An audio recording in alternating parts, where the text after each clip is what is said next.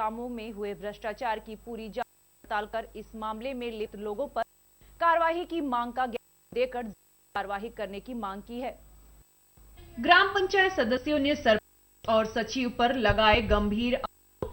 ग्राम पंचायत कर्मचारी में किसी भी अखबार में विज्ञापन नहीं देने तथा मासिक सभा में इस संबंध में कोई जानकारी नहीं रखने से साफ जाहिर होता है कि भर्ती ग्राम पंचायत के नियमानुसार नहीं की गई। इससे पूर्व मालेगांव ग्राम पंचायत के सरपंच विवेक माने पर ग्राम पंचायत सदस्यों ने 2 मर्तबा अविश्वास प्रस्ताव दर्ज कराया और 1 मर्तबा अविश्वास पारित भी कराया था। मात्र उस पारित अविश्वास प्रस्ताव सरपंच विवेक ने स्थगन लाया। तब से लेकर आज तक मालेगांव ग्राम पंचायत के सत्ताधारियों और विरोधियों में आपसी खींचा है, जिसके चलते मालेगांव ग्राम पंचायत की मासिक सभा में सत्ताधारियों ने रखे 12 लाख रुपए के खर्चे को नामंजूर और सिर्फ कर्मचारियों की ही पेमेंट हो मंजूरी किया। अब देखना यह लाभदायक है कि प्रशासन इस मामले में लिप्त लोगों पर क्या कार्रवाई करती है। ग्रामपंचायत वाशिम जिल्ह्यामध्ये सर्वात मोठी ग्रामपंचायत आहे आणि मालेगाव शहर हे खूप मोठे शहर आहे। तरी आमची ही बॉडी 17 मेंबर लोकांची आहे। 17 पैकी 13 विरुद्ध 4 मताने आम्ही सरपंच डॉक्टर 2 महिने अविश्वास पारित केला होता, परंतु त्याच्या राजकीय दबावामुळे त्यांनी कलेक्टरकडून त्यांची ऑर्डर काढून घेतली। आता आमचे हे प्रकरण हायकोर्टामध्ये दाखल आहे। महिला सदस्य आहेत आमच्या मावशी शर्माबाई यांनी सुद्धा त्यांना एक निवेदन दिलं होतं की मागील 1 वर्षाचे जे ठराव आहेत त्यांची आम्हाला नक्कल देण्यात यावी। 23/2/2014 झालेल्या सभेमध्ये आम्ही 11 सदस्य त्यांनी सभेमध्ये म्हणजे दुरुस्तीमध्ये 1,80,000 रुपये इतका खर्च दाखवला होता। त्यामुळे रस्ते दुरुस्ती साफसफाई याच्यावर त्यांनी स्वच्छतावर आम्ही हा 12 लाख रुपये त्यांनी पूर्ण काढलेला आहे। तर तो आम्ही सर्व 11 सदस्यांनी नामंजूर केलेला आहे। पूर्ण 14 सदस्य हजर होते, त्यापैकी 2 सदस्य हजर होते। उत्तर प्रदेश के जनपद शामली में एक डिग्री कॉलेज द्वारा अवैध वसूली का मामला सामने आया है, जहां पर छात्र छात्राओं से एडमिशन के नाम पर 500 रुपए अधिक वसूले जा रहे हैं, जिसको लेकर छात्र छात्राओं ने कॉलेज में जमकर हंगामा करते हुए कॉलेज मैनेजमेंट के खिलाफ नारेबाजी की। आज जनपद शामली केवी डिग्री कॉलेज में अवैध वसूली का विरोध करते हुए छात्रों छात्राओं ने जमकर हंगामे व नारेबाजी की। छात्र छात्राओं का कहना है कि एडमिशन फीस 450 रुपए है, जबकि हमसे इस की बिल्डिंग का हवाला देकर हम लोगों से 965 रुपए लिए जा रहे हैं। जब हमने इस बात का विरोध किया तो स्कूल प्रबंधक ने एडमिशन करने बंद कर दिए और हजारों छात्रों को ऐसे ही छोड़कर कॉलेज से चले गए, जबकि 2 दिन बाद एडमिशन की लास्ट डेट है। छात्रों का कहना है कि भ्रष्टाचार के खिलाफ बोलना हम लोगों का अधिकार है। अगर कॉलेज प्रबंधक फिर भी नहीं मानते हैं तो हम ऊपर तक कॉलेज मैनेजमेंट की शिकायत करेंगे। छात्र छात्राओं ने लगभग 4 घंटे हंगामा और नारेबाजी की, पर जनपद का कोई भी आला अधिकारी बच्चों की समस्या सुनने ही नहीं पहुंचा। उधर जब हमने कॉलेज की प्राचार्य श्रीमती वेद कुमारी से बात करनी चाही तो उन्होंने कुछ भी कहने से इनकार करते हुए कॉलेज से जाती हुई नजर आईं। अब सवाल ये उठता है कि प्रदेश सरकार बच्चों की शिक्षा को लेकर जो रोज रोज नई योजना बना रही है, उन पर किस तरह अमल होगा और किस तरह प्रदेश के आला अधिकारी सरकार के आदेशों की अनदेखी कर रहे हैं। रुड़की के सोनाली पार्क के पास गंग नहर में सेना के जवान समेत 3 लोगों के डूब जाने से हड़कंप मच गया। सूचना मिलते ही आनन फानन में गोताखोरों की टीम मौके पर पहुंची और 2 युवकों को बाहर निकाला। रुड़की के सोनाली पार्क के पास गंग नहर में सेना के जवान समेत 3 लोगों के डूब जाने से हड़कंप मच गया। सूचना मिलते ही आनन फानन में जल पुलिस की गोताखोरों की टीम मौके पर पहुंची और 2 युवकों को बाहर निकाला, जबकि देहरादून में तैनात बीईजी का सैनिक महेंद्र सिंह बिष्ट लापता हो गया। इस हादसे के बाद लोगों की भारी भीड़ घटनास्थल पर इकट्ठा हो गई। मौके पर पहुंची सिविल लाइंस कोतवाली पुलिस ने मृतक महेंद्र के परिजनों को सूचना दी और देर रात रुड़की पहुंचे महेंद्र के परिजन में कोहराम मचा हुआ था। लापता सैनिक महेंद्र सिंह बिष्ट देहरादून से छुट्टी लेकर रुड़की घूमने आया था, जो रुड़की में दोनों दोस्त सूरज और जितेंद्र के साथ सोनाली पार्क में घूमने गया था, जहां पर तीनों दोस्त नहर किनारे बैठ गए। अचानक पैड़ी पर पैर फिसलने से सैनिक महेंद्र सिंह पानी तेज बहाव में बहने लगा, जिसे बचाने के लिए उसके 2 दोस्त भी गंग नहर में कूद गए, लेकिन गोताखोरों की मदद से दोनों दोस्त को बचाया गया। लेकिन सैनिक महेंद्र सिंह बिष्ट का कोई भी पता नहीं चल पाया। अपने घर का इकलौता चिराग महेंद्र सिंह के परिजनों ने कभी सोचा भी नहीं था कि रुड़की घूमने आना महेंद्र सिंह बिष्ट के परिवार को इतना भारी पड़ जाएगा। महेंद्र सिंह के लापता होने से परिवार में मातम का माहौल है। साथ आया तो वो बंदे के साथ आया। अच्छा, तो कैसे डूबा वो, क्या हुआ? सर जी हाथ धोने गए थे जी, फिर वो एकदम बह गए थे, फिर वो उन्हें बचाने के चक्कर में कूदा, मैंने हाथ पकड़ा, हाथ छोड़ गया था, फिर मैं खुद ही अपने आप तैरते तैरते बाहर आ गया था, फिर इसे भाई सामने बचाया सर जी। तो वो डूब गए वो? सर जी बता रही डूब गई सर जी। मेरा तो दोस्त ही है, मैं इनके साथ आया था। आपको किसने बचाया? मुझे किसी ने, मैं खुद ही बच गया था सर जी। मैं इनसे भी पता कर लो। मैंने चाबी लगाई भी नहीं थी, बल्कि चाबी निकाल ही रहा था हाथ से। हाथ धोने गए। अब वो ऐसे ही बैठ रखे थे दीवार में, ये दोनों वो आराम से गप्पे मार रहे थे बैठ के। हाथ धोने और वो एकदम से यूं पलटे नीचे, मुझे धड़ाम जैसी आवाज आई।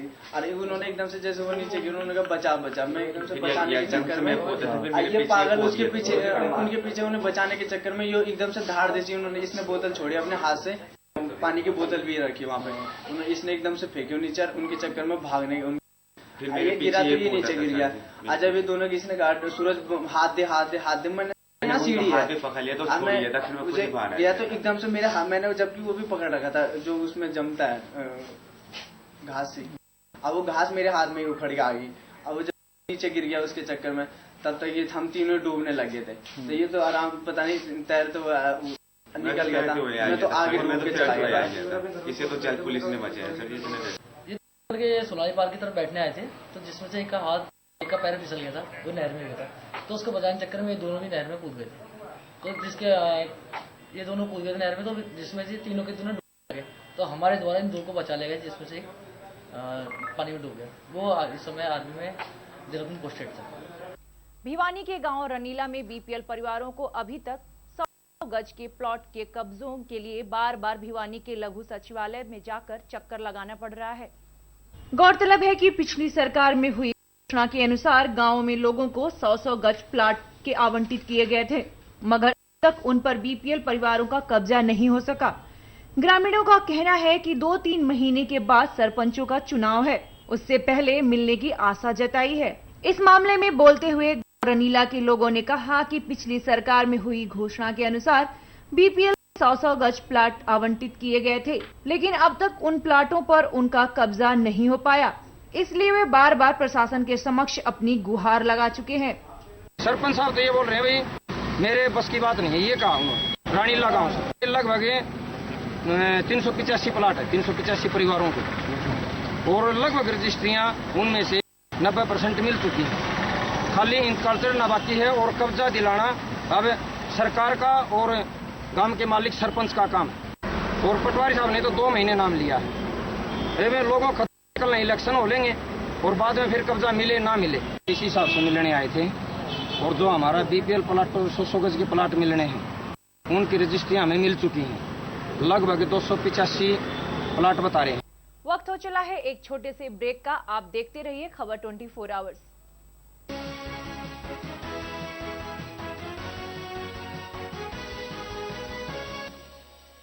Take me to the right, I will melt away between my fingers. Take me to the sun. Gift your child a better education with perfection in Indian Renaissance's pioneers. The name of Swami Dayanand Saraswati is on the top. Inspired from his thoughts and ways, there emerged a radiant star in the clear sky of education, which is known as Arya Vidya Mandir. Blending the rich Indian culture with modern techniques, Arya Vidya Mandir School has been educating the society since 1987. Stepping ahead, realizing the present day need, Arya Vidya Mandir is now affiliated to CBSE also. At Arya Vidya Mandir, children discover their worth, learn to live together and prepare themselves to become responsible citizens of the world. Now Arya Vidya Mandir has 2 phases, CBSE and Haryana board.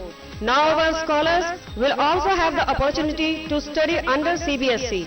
Arya Vidya Mandir Senior Secondary School, affiliated to CBSE, New Delhi, Milk Plant Road, Ballabgarh, Faridabad. Phone number 224706 9210 386040. Roopkala sari नया show नई variety के साथ हमारे यहाँ सभी प्रकार की fancy designer sari, लहंगे वाली साड़ी, हाफ नेट वाली साड़ी, जयपुरी साड़ी, रेशम वर्क साड़ी, ताजपरी साड़ी, वैवाहिक साड़ियों का शानदार नया कलेक्शन और सभी प्रकार के डिजाइनर लहंगे ही लहंगे सभी रेंज में उपलब्ध हैं।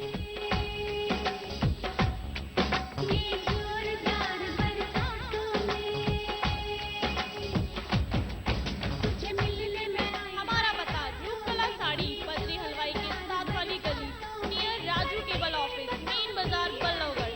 हमारा नंबर है 9212259746 012922444276। मुझे बहुत अच्छा लगा है। मैं कई दुकानों पे भी होके आई हूँ मार्केट में, लेकिन मुझे यहाँ सबसे अच्छा ज़्यादा सामान मिला है। काफ़ी वैरायटीज़ मिली है यहाँ पे और मतलब आगे भी मैं यहाँ से मतलब यहीं से शॉपिंग करूँगी। रेट के मामले में बहुत अच्छी है, बहुत मतलब सस्ता मतलब यहाँ पे मिला है कि और ज़्यादा मैंने मतलब पहले भी और मार्केट में किया है तो वहाँ के मुकाबले बहुत सस्ता मिला है। SRS फार्म होम पलवल में 2 BHK residential apartment, Mathura road से 500 मीटर दूर, दिल्ली बॉर्डर से 35 मिनट दूर, रेलवे स्टेशन से 2 किलोमीटर दूर, बस स्टॉप से 2 किलोमीटर दूर। अभी बुक करें, संपर्क करें 0129432300 या फिर 43230001। पता SRS tower 3rd floor near metro station Mewla, Maharajpur, GT, Faridabad. अपने ऑफिस और घरों को सजाने के लिए आए मनीष फिश एक्वेरियम की शॉप पर।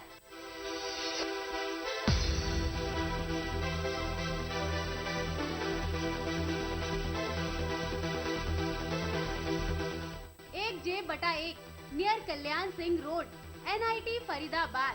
हमारा 9990919494 9971711156 9212042930 9136207821। Modern Arya Public School, a school with a difference, where your child will get an environment full of energy and positivity. Smart classes facility for the overall development of your child. Kindergarten for toddlers. Sports and spacious activity area. Well-equipped science laboratory. Huge and knowledge-filled library. Computer science labs. Transport facility in Faridabad. Modern Arya Public School situated in the lush green fields of Aravali, where the natural and bright atmosphere gives your child the opportunity to grow and achieve heights. Excellent results every year in CBSE board exams under the guidance of Principal Mrs. Anisha Malik and a vast experience in the field of education of Mr. Amod Jha. For admission and other queries, kindly contact Modern Arya Public School affiliated to CBSE, Village Sarurpur, Sohna Road, Faridabad. Please call 0129 322 7703 9911 085083 and 989 140 2353.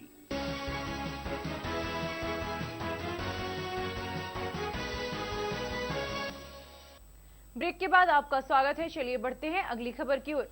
Rewari के गांव भालकी माजरा के समीप बीती रात गोली मारकर की गई रेलवे कॉन्ट्रैक्टर की हत्या के मामले में पुलिस ने 3 आरोपियों को गिरफ्तार करके भले ही अपनी पीठ थपथपा ली, लेकिन गुलाबी बाग में बंद बोरे में मिले महिला के शव की अभी तक शिनाख्त भी नहीं हो सकी। देखिए एक रिपोर्ट। आपको बता दें कि गांव भालकी माजरा के समीप बीती देर रात रेलवे का एक कॉन्ट्रैक्टर अपने साथियों के साथ खाना खा रहा था कि अचानक कार बाइक पर सवार होकर आए 4 युवकों ने उसकी गोली मारकर हत्या कर दी थी।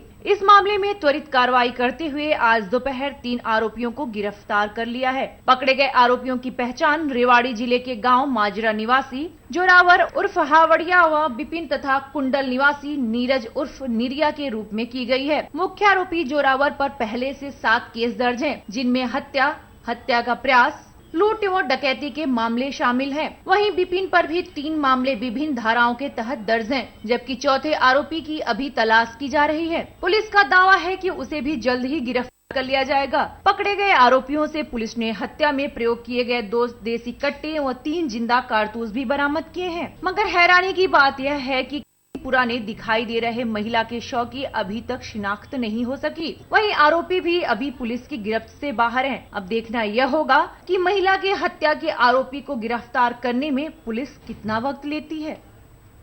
2 बदमाश गोली चला के वहाँ से फरार हो गए और जिसको गोली लगी थी उसकी डेथ हो गई। और हमें जैसे ही इस वारदात की सूचना आई, तुरंत हमने अपनी टीमें तैयार की, उन्हें हर दिशा में रवाना कर दिया। और इसमें रेवाड़ी पुलिस की बड़ी उपलब्धि है कि विदिन 24 आवर्स वो दोनों और उनका एक और साथी था एक्चुअली, तीनों काबू में आए और इनसे इनकी पुरानी वारदातों का भी खुलासा हुआ। ये एक तरह से वांटेड क्रिमिनल ही है। इसमें जो सबसे ज्यादा योगदान रहा है हमारे दोनों डीएसपी, हमारे सीआईए इंस्पेक्टर जो है, हमारे एसएचओ रामपुरा, हमारे एसएचओ सिटी, और इनफैक्ट सभी ने इसमें मिलकर काम किया। 10 साल पहले करनाल के बस अड्डे को सेक्टर 12 में बदलने की योजना पिछली प्रदेश सरकार द्वारा बनाई गई थी। हुड्डा सरकार द्वारा भी बस अड्डे की मंजूरी सेक्टर 12 में दी गई थी। करनाल का मौजूदा पुराना बस अड्डा शहर के बीचों बीच है। 10 साल पहले करनाल के बस अड्डे को सेक्टर 12 में बदलने की योजना पिछले प्रदेश सरकार द्वारा बनाई गई थी। हुड्डा सरकार द्वारा भी बस अड्डे की मंजूरी सेक्टर 12 में दी गई थी, क्योंकि करनाल का मौजूदा पुराना बस अड्डा शहर के बीचों बीच है, जिसके कारण आम जनता को भीड़ होने व वाहनों द्वारा जाम लगने से परेशानी होती है। इसको बाहर जीटी रोड के साथ लगते सेक्टर 12 में बनाने की योजना थी। इसके लिए जमीन भी दे दी गई थी, परंतु बीजेपी की सरकार आने के बाद इस योजना को बदल दिया गया और इस बस अड्डे को अब करनाल से दूर इंद्री यमुना नगर रोड पर बनाने की मंजूरी दी गई, जिसके चलते करनाल वासियों में गहरा रोष है और उन्होंने आज मांग की कि इस बस अड्डे को सेक्टर 12 में ही बनाया जाए, जो कि शहर और जीटी रोड के साथ लगता है। इस मांग को लेकर सैकड़ों की संख्या में आज शहर वासियों ने जिला सचिवालय पहुंच करनाल उपायुक्त जे गणेशन को मुख्यमंत्री के नाम एक ज्ञापन सौंपा। आज हम उपायुक्त महोदय के माध्यम से हरियाणा सरकार को ये निवेदन करने के लिए ज्ञापन दिया गया है कि जो हरियाणा सरकार बस अड्डा करनाल से 5 से 6 किलोमीटर बाहर बनाने जा रही है, जिसके कारण आम आदमी को, आम व्यक्ति को ये परेशानी होने वाली है, आर्थिक रूप से भी और वैसे भी। हमारा उपायुक्त महोदय को ज्ञापन देने का जो रहा है, आज हमने उनको ये कहा है कि ये करनाल शहर के बीच होना चाहिए, जैसा कि चौधरी ओम प्रकाश चौटाला जी की सरकार के अंदर सेक्टर के अंदर ही बस का निर्माण करवाने के लिए जगह ट्रांसपोर्ट विभाग को अलॉट कर दी गई थी, लेकिन उसके बाद 10 साल कांग्रेस की सरकार ने समय को बर्बाद करते हुए जाते जाते वो पत्थर लगा के गए, प्रयास करके गए थे। लेकिन मौजूदा सरकार, भाजपा की सरकार, इसको यहां के करनाल से बाहर ले जाने। केंद्रीय योजना और राज्य मंत्री स्वतंत्र प्रभार राव सिंह ने जिला लघु सचिवालय में जिला सतर्कता और निगरानी समिति की बैठक ली। बीजेपी की सरकार बनने के बाद पहली बैठक थी।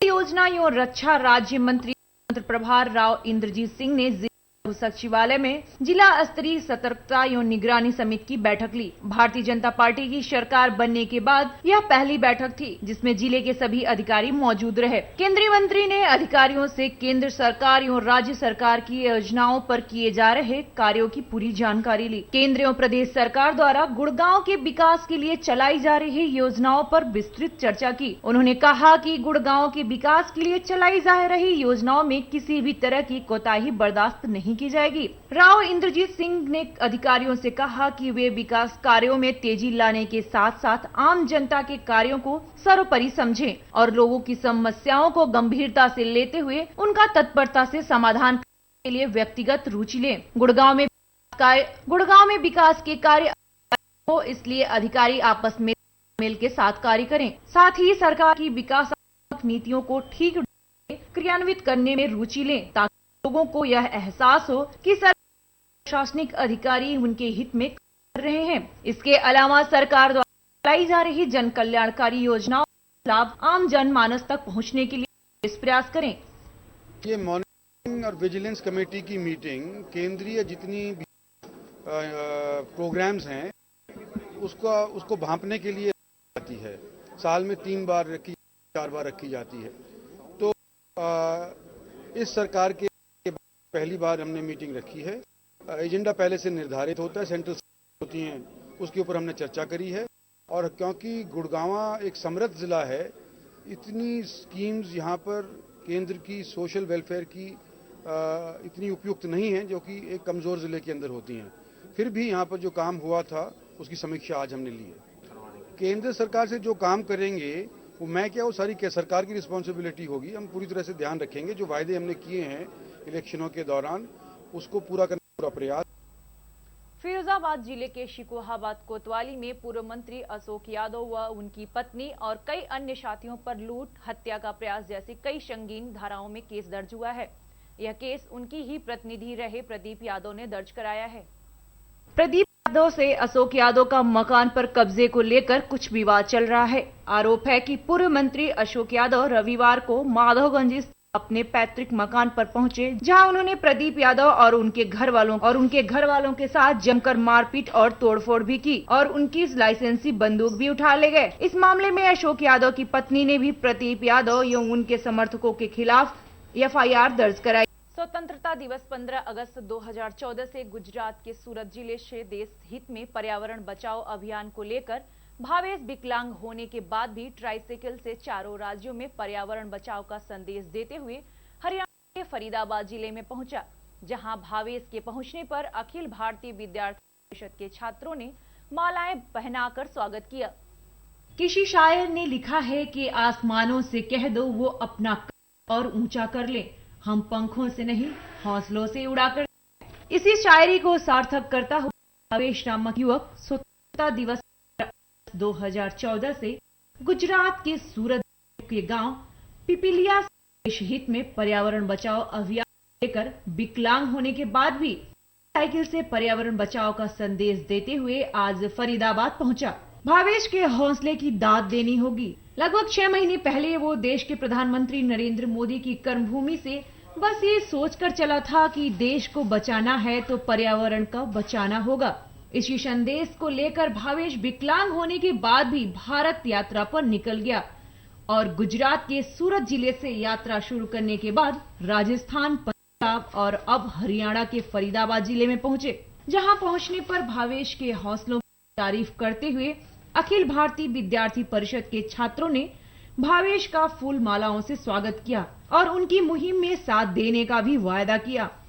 भावेश ने नेहरू कॉलेज में आने के बाद कॉलेज के परिसर में एक वृक्षारोपण किया और पर्यावरण को बचाने का संदेश दिया। इस संबंध में पर्यावरण बचाओ अभियान को लेकर भारत यात्रा कर रहे भावेश की मां ने एक सामान्य परिवार से हैं और उन्होंने पढ़ाई में ग्रेजुएशन कर रखी है। उसके बाद वो एक मोबाइल रिपेयरिंग की दुकान से अपना जीवन व्यतीत कर रहे थे। एक दिन अचानक उन्हें अपनी विकलांगता को लेकर लगा कि ये समाज बस यही सोचता है कि विकलांगता एक अभिशाप है, विकलांग कुछ नहीं कर सकता। इसलिए उन्होंने सोचा कि वे देश हित के लिए ऐसा काम करेंगे जिससे उनकी विकलांगता पर सवाल ना उठे और लोगों में कुछ और कर गुजरने का हौसला पैदा हो। इसलिए वो 15 अगस्त 2014 को सूरत के गांव पिपलिया से ट्राइसाइकिल पर भारत यात्रा के लिए निकल पड़ा। 1000 से भी ज्यादा पौधे लगा चुके हैं और ये पौधे उन्होंने ऐसी जगहों पर लगाए हैं जहां उनकी देखभाल हो सके। साथ ही बताया कि एक दिन में वो लगभग 40 किलोमीटर की यात्रा करते हैं और अब फरीदाबाद से दिल्ली के लिए कूच करेंगे। फरीदाबाद पहुंचने पर भावेश ने युवाओं को संदेश देते हुए कहा कि मैं विकलांग होने के बाद भी देश हित में कुछ तो काम कर रहा हूं। फिर आप तो भगवान की दुआ से सही सलामत हो, इसलिए अपने देश के लिए कुछ न कुछ तो करो। वहीं भावेश के हौसलों से प्रेरित हुए कॉलेज के विद्यार्थियों की माने तो उन्हें आज भावेश की कार्यशैली को देखकर बहुत कुछ सीखने को मिल रहा है। एक नया जोश सभी छात्राओं में आया है, इसलिए छात्रों ने भी अपने कॉलेज में एक सप्ताह के अंतर्गत 100 वृक्ष लगाकर पर्यावरण को साफ सुथरा बनाने की शपथ ली। साथ ही हर एक छात्र एक एक पेड़ गोद लेगा और उसकी देखभाल ठीक उसी तरह करेगा जिस तरह से माँ एक बेटे की देखभाल करती है। मैंने 15 अगस्त 2014 को शुरुआत की थी। तो गुजरात, राजस्थान, पंजाब, हरियाणा का आज आखिरी स्थान है। इसके बाद दिल्ली से यूपी, इस तरह 15 से 17 राज्य का प्रवास करूंगा। मेरा मुख्य उद्देश्य पर्यावरण में लोग जागृति लाना है। हम सबकी जो सामान्य आदत है, पानी का बिगाड़ करना, बिजली का व्यय करना, सिग्नल पर बाइक चालू रखना, ऐसे जो सामान्य आदत है, इसमें बदलाव लाना है। पर्यावरण के लिए जो हमसे कार्य हो सके वो कार्य के लिए सबको मैं अनुरोध करूंगा। ये बात करें गुजरात की, तो आपने गुजरात से ही इसकी शुरुआत की होगी, इसके पीछे कोई लॉजिक या कारण? नहीं, मैं खुद शुरू से ही हूँ, तो मैंने अपने घर से ही शुरुआत की। बस आप हर कार्य की शुरुआत खुद से ही होनी चाहिए, तो मैंने खुद से ही शुरुआत की अपने से ही। तो कितने राज्यों में से हो गए आप गुजरात जहाँ हरियाणा में पहुँचे? वैसे तो कहे तो पांचवा राज्य है और अभी तक मैंने 70 से भी अधिक जिलों की यात्रा कर चुका हूँ। मैं 8000 से भी अधिक किलोमीटर की यात्रा कर चुका, 70 से भी अधिक जिलों की, और कम से कम मैं अभी तक 1000 से भी अधिक पेड़ लगा चुका हूँ। और हर पेड़ ऐसी जगह लगा तो जहाँ इसका जतन हो सके। तो सर अगर डेस्टिनेशन क्या है आपकी इस यात्रा को लेकर? मेरा इस यात्रा को लेकर मतलब दिल्ली पहुंचूंगा। मैं लोगों तक यही बात पहुंचानी कि पर्यावरण के लिए जैसा हो सके जितना हमसे। अंतिम पड़ाव कहाँ रहेगा आपका? मेरा गुजरात ही रहेगा, वापिस सूरत रहेगा। उनको लेकर बहुत अच्छा लगा है और हमें सारे स्टूडेंट कॉलेज को उन्हें भी एक प्रेरणा से मिली, उन्हें जागरूकता है कि हम भी आगे इस काम को करें। स्वच्छ भारत अभियान के लिए हम भी आगे कदम रहे। पहले हमने देखा था 4-5 बच्चे थे, लेकिन उनको देखकर लगा कि वो 6 महीने से पैदल साइकिल पर चलकर आ रहे हैं। तो हमारे स्टूडेंट्स में, कॉलेज के स्टूडेंट में भी एक अलग जोश आया है। अन्ना द्वारा भूमि अधिग्रहण अध्यादेश के लिए चलाए जा रहे जन सत्याग्रह आंदोलन को अब जनतंत्र मोर्चा ने भी अपना समर्थन दे दिया। हालांकि जन सत्याग्रह दिल्ली पहुंच चुका है, लेकिन फरीदाबाद में चिंगारी को लगाए रखने के लिए जनतंत्र मोर्चा ने बीके चौक पर धरना देकर सरकार के खिलाफ अन्ना की आवाज बुलंद की। लोकपाल बिल के बाद एक बार फिर से पूरे देश में अन्ना द्वारा चलाए जा रहे किसानों के हित भूमि अधिग्रहण अध्यादेश जन सत्याग्रह आंदोलन को भी अब लोगों और संस्थाओं का समर्थन मिलना शुरू हो गया है। हालांकि अन्ना द्वारा पलवल से शुरू किए गए जन सत्याग्रह आंदोलन की पद यात्रा दिल्ली पहुंच चुकी है, मगर उनके समर्थक इस चिंगारी को लगाए रखने के लिए प्रत्येक शहर में प्रदर्शन जारी किए हुए हैं। ऐसा ही कुछ फरीदाबाद के बीके चौक पर देखा गया, जहां जनतंत्र मोर्चा ने फरीदाबाद में चिंगारी को न बुझने का मोर्चा संभाला है। बीके चौक पर जनतंत्र मोर्चा के पदाधिकारियों ने धरना देकर सरकार के खिलाफ अन्ना आवाज और बुलंद की। इस संबंध में जनतंत्र मोर्चा के राष्ट्रीय अध्यक्ष अंगद राज शर्मा की माने तो सन 2013 में यूपी सरकार ने एक बिल पास किया था कि जिन किसानों की जमीन एक्यार की जाएगी, उस जमीन का अगर 5 सालों में उपयोग नहीं किया गया था तो वो जमीन वापस कर दी जाएंगी। इस प्रस्ताव को भाजपा सरकार ने सत्ता में आने के बाद खारिज कर दिया है, जिसको लेकर किसानों में आक्रोश है। वहीं शर्मा ने भाजपा की कथनी और करनी पर भी टिप्पणी की। साथ ही कहा कि अन्ना के समर्थक पूरे देश में अलग अलग जगहों पर प्रदर्शन कर रहे हैं, देश में लगी जन आंदोलन की चिंगारी बुझ न पाए। आज का धरना 2 मोटिव को लिए किया जा रहा है। एक तो सबसे पहला मोटिव है कि भारत का जो किसान जो आत्महत्या कर रहा है, आपको याद हो 2013 में यूपी गवर्नमेंट ने एक बिल पास किया था किसानों के पक्ष में कि उनकी ज़मीनों को अगर एक्वायर किया जाएगा, अगर 5 साल के अंदर उनकी ज़मीनों का इस्तेमाल नहीं किया गया तो ज़मीन वापस दे दी जाएगी, उन ज़मीनों पर उनका हक होगा। लेकिन अभी भाजपा सरकार ने उस विधेयक को निरस्त कर दिया। उस एक तो हमारी ये मांग है। दूसरा, जनतंत्र मोर्चा एक मांग करता है देश की राजनीति से, देश के सिस्टम से। जनतंत्र मोर्चा ने 19 तारीख को केंद्र सरकार को और दिल्ली प्रदेश सरकार को ज्ञापन दिया है कि आपने चुनावों में जो वादे किए थे उन वादों को आप टाइमिट करें, उन वादों की समय सीमा निर्धारित करें कि आप उन वादों को कब तक पूरा करेंगे, एक एक करके। निश्चित तौर पर जब आपने वादे किए हैं तो आपने कोई ना कोई ब्लूप्रिंट तैयार किया ही होगा। जो आपने ब्लूप्रिंट तैयार किया है तो आपको उसको जनता को बता देने में कोई आपत्ति नहीं होनी। इस बुलेटिन में फिलहाल इतना ही। देखते रहिए खबर 24 hours.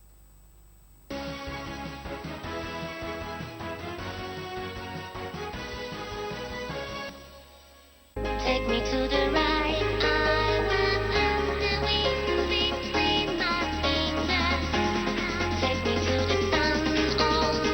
Gift your child a better education with perfection in Indian Renaissance's pioneers. The name of Swami Dayanand Saraswati is on the top. Inspired from his thoughts and ways, there emerged a radiant star in the clear sky of education, which is known as Arya Vidya Mandir. Blending the rich Indian culture with modern techniques, Arya Vidya Mandir School has been educating the society since 1987. Stepping ahead, realizing the present day need, Arya Vidya Mandir is now affiliated to CBSE also. At Arya Vidya Mandir, children discover their worth, learn to live together and prepare themselves to become responsible citizens of the world. Now Arya Vidya Mandir has two faces, CBSE and Haryana Board. Now our scholars will also have the opportunity to study under CBSE. Arya Vidya Mandir Senior Secondary School, affiliated to CBSE, New Delhi, Milk Plant Road, Ballabgarh, Faridabad. Phone number 224706 9210 386 040. Roopkala sari नया showroom नई variety के साथ हमारे यहाँ सभी प्रकार की fancy designer sari, लहंगे वाली साड़ी, हाफ नेट वाली साड़ी, जयपुरी साड़ी, रेशम वर्क साड़ी, दासबरी साड़ी एवं वैवाहिक साड़ियों का शानदार नया कलेक्शन और सभी प्रकार के डिजाइनर लहंगे ही लहंगे सभी रेंज में उपलब्ध हैं।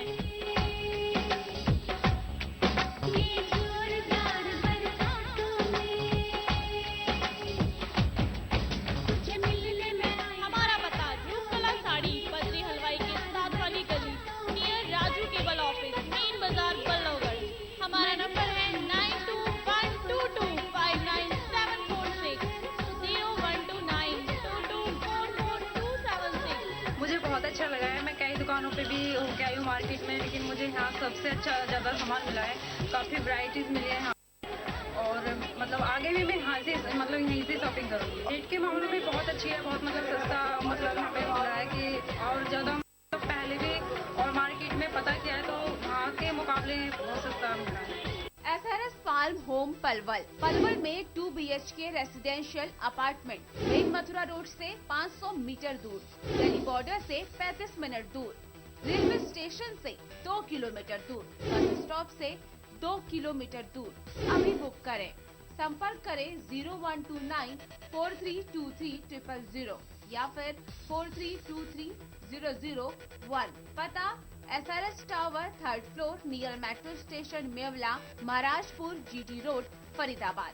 अपने ऑफिस और घरों को सजाने के लिए आए मनीष फिश एक्वेरियम की शॉप पर।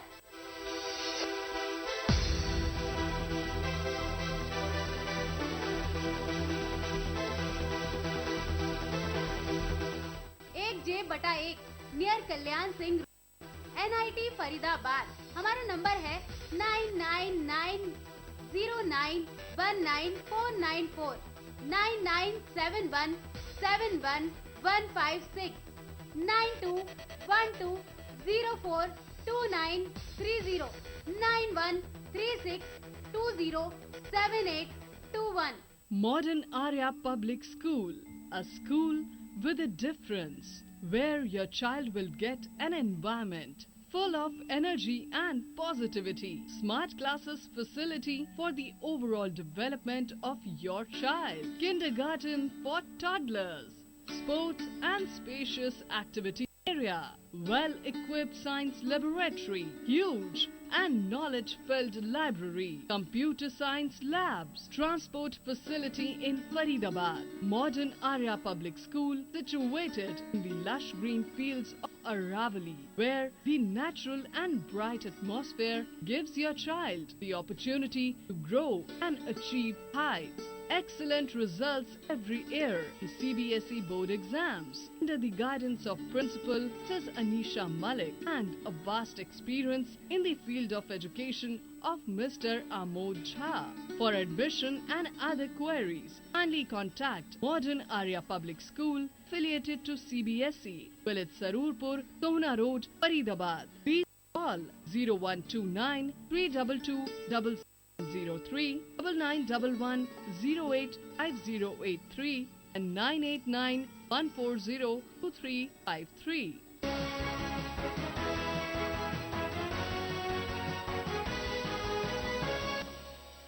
नमस्कार जी, विजय कुमार कंठा है।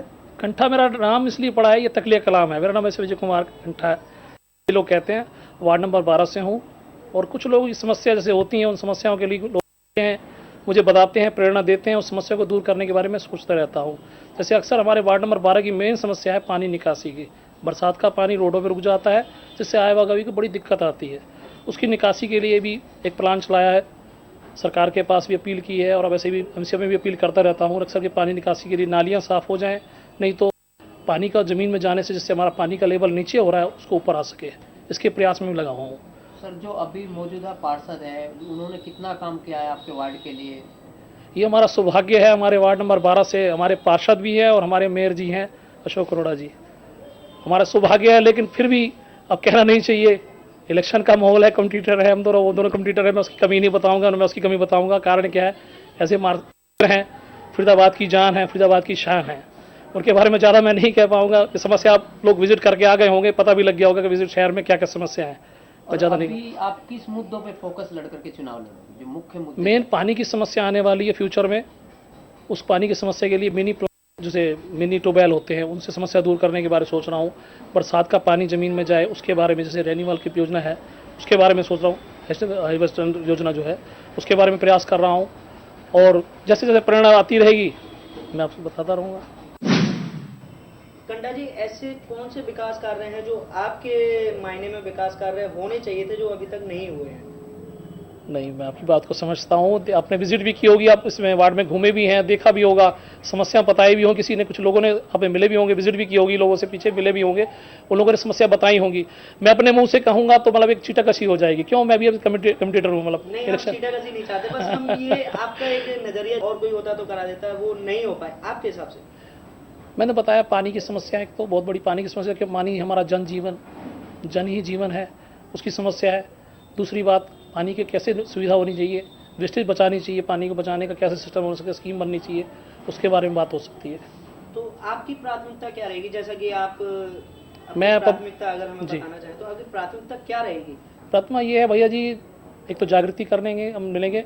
आपको एक और बता दूं, मेरा एक छोटा सा एनजीओ चल रहा है, प्रतिबद्ध भारती के नाम से एनजीओ चल रहा है, जो मैं थैलेसीमिया बच्चों के लिए ब्लड का अरेंजमेंट करवाता हूँ और गरीब बच्चों की फीसों के लिए करता हूँ। तो उसमें आम पब्लिक भी काफ़ी बीच में मोल होती है।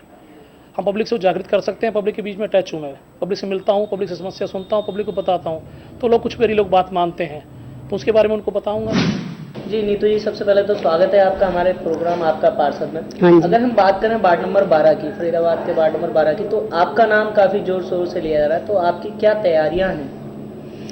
हमने तो गरीबों से मिले हैं और देखा है कि गरीब लोग कैसे जी रहे हैं। अब तक के जितने भी नेता आए, गरीब भाई बहनों की सुनवाई हुई नहीं, उन्हीं को लेके कदम उठाया गया है। उनके घर घर जाके उनसे पूछा गया कि उनको क्या परेशानी हो रही है, क्या दिक्कतें हैं जो वो नहीं समझ पा रहे हैं नेता लोग। क्या दिक्कतें हैं, क्या परेशानियां हैं वार्ड नंबर 12 की? क्या मूलभूत सुविधाओं का अभाव है आपके हिसाब से? वार्ड नंबर 12 में जब मैंने देखा कि सबसे पहले हमने एसी नगर को चुना कि देखा जाए वहां जाके कि क्या दिक्कत है जो आज तक जनता परेशान हो रही है। वहां गए तो वहां के लोग गंदगी से परेशान हैं, जगह जगह गंदगी के ढेर हैं, उनके बच्चे आए दिन बीमार पड़ रहे हैं, जान माल का नुकसान हो रहा है, आए दिन कोई न कोई गिर रहा है नाले में। मैम, एसी नगर तो वार्ड नंबर 13 में आता है जहाँ तक? नहीं, 12 नंबर वार्ड में एसी नगर। जी, वार्ड नंबर 12 में। हाँ जी। तो अभी जो यहाँ के मौजूदा पार्षद हैं, भावी पार्षद जो हैं, हाँ जी, मौजूदा पार्षद जो हैं यहाँ के मेयर साहब हैं हमारे अशोक अरोड़ा जी। हाँ जी, हाँ जी। तो क्या विकास कार्य कुछ ऐसे थे जो करने चाहिए थे जो अभी तक नहीं हो पाए हैं? नहीं हो पाए वहाँ पे, वहाँ कोई भी विकास कार्य हुआ ही नहीं है। वहाँ की जनता की सबसे पहली बात यही रखी गई है कि जितने भी नेता आए या जो हमारे मेयर साहब हैं, उन्होंने यहाँ के लिए कुछ भी नहीं किया गरीब जनता के लिए। वार्ड नंबर 12 में पहले तो जो लोगों ने समस्या रखी है, एक तो गंदगी की है, दूसरा उनकी बहन बेटियां सुरक्षित नहीं है।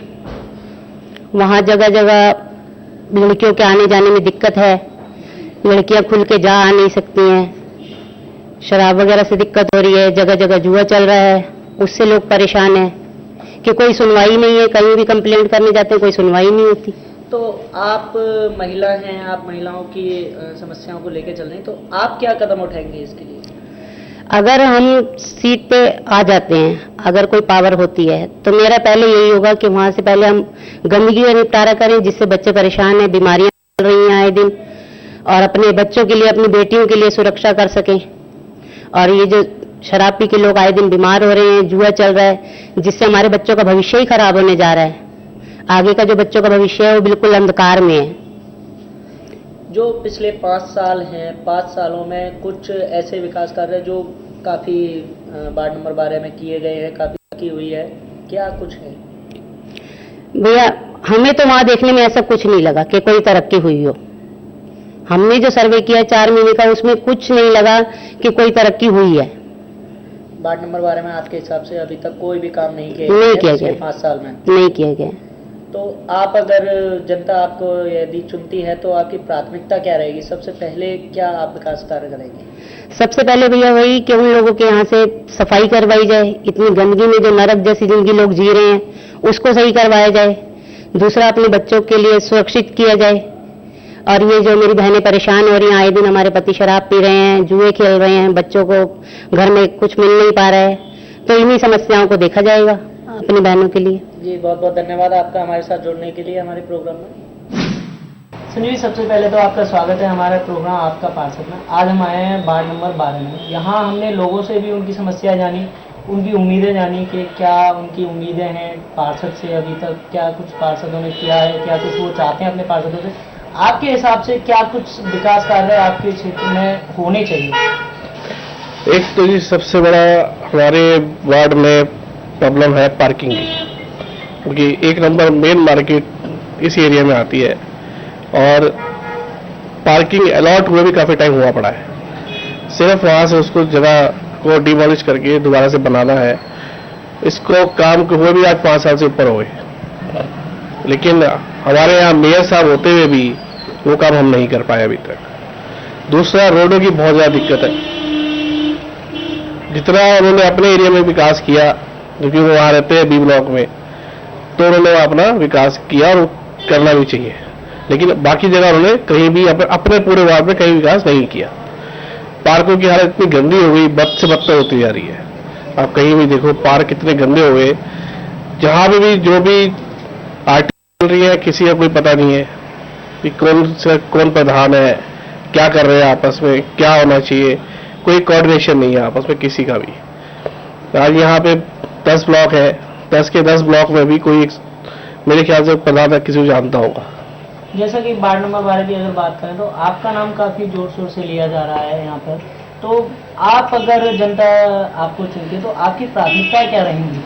मेरी पहली प्राथमिकता एक तो नाले सीवरेज जो यहाँ का है, क्योंकि बहुत पुराने हो गए हैं। 1960 के बाद कोई भी सीवरेज का काम नहीं हुआ यहाँ पर, जबकि हर चीज सहूलियत होते हुए और सब चीजें काम होते हुए यहाँ पे कोई सीवरेज का काम नहीं किया गया। मेरी मेन प्राथमिकता सीवरेज की तरफ, दूसरा नाले की तरफ जो भी इनके साफ कराने, तीसरा पार्क और चौथी रोड। पिछले 5 सालों की अगर हम बात करें तो किस तरीके के गुजरे हैं 5 साल? क्या कुछ तो विकास हुए होंगे 5 साल में? विकास बी ब्लॉक के अंदर ही हुआ है जी, और कहीं नहीं हुए।